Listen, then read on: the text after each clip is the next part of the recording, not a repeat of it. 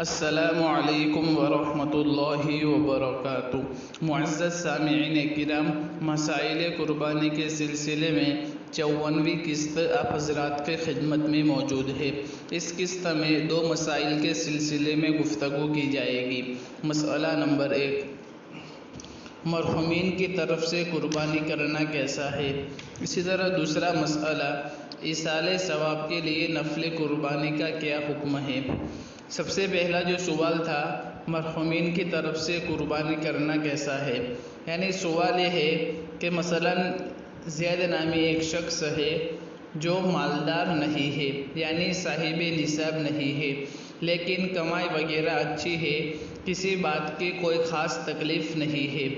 زید نے عید الاضحیٰ پر قربانی کا بکرا خریدا اور اس بکرے کو اپنے مرحوم والدین کے ثواب کے لیے ان کی طرف سے قربان کیا، تو کیا زید کے مرحوم والدین کو ثواب مل جائے گا اور ایسی قربانی صحیح ہے کہ نہیں؟ یا زید کو اپنے مرحوم والدین کے ثواب کے لیے دوسرا بکرا خریدنا پڑے گا جبکہ زید صاحب نصاب نہیں ہے؟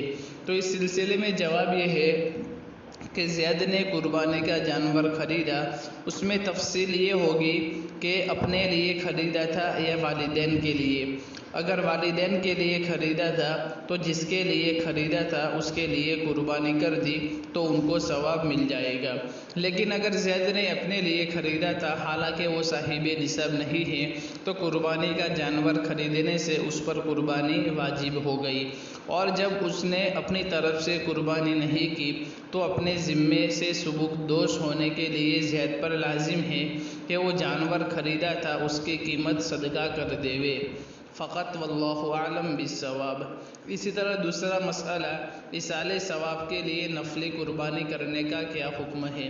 یعنی سوال یہ ہے کہ کیا نفلی قربانی کر کے والدین و دیگر مرحومین کو ثواب پہنچایا جا سکتا ہے؟ یعنی سوال کا منشا یہ ہے کہ کیا ایک قربانی کر کے اس کا ثواب متعدد لوگوں کو پہنچایا جا سکتا ہے؟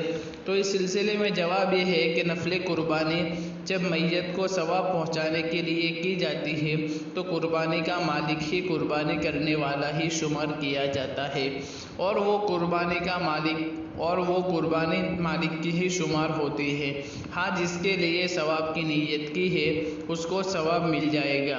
یعنی ایک آدمی ایک بکری کی قربانی کر کے اس کا ثواب متعدد افراد کو پہنچایا جا سکتا ہے، یہ بلا شبہ جائز ہے، لہذا نفل قربانی کر کے اس کا ثواب والدین کو پہنچانے میں کوئی حرج نہیں ہے۔ فتاوی قاضی خان جلد نمبر 3 صفحہ نمبر 351۔ فقط، واللہ اعلم بالصواب۔ السلام علیکم ورحمۃ اللہ وبرکاتہ۔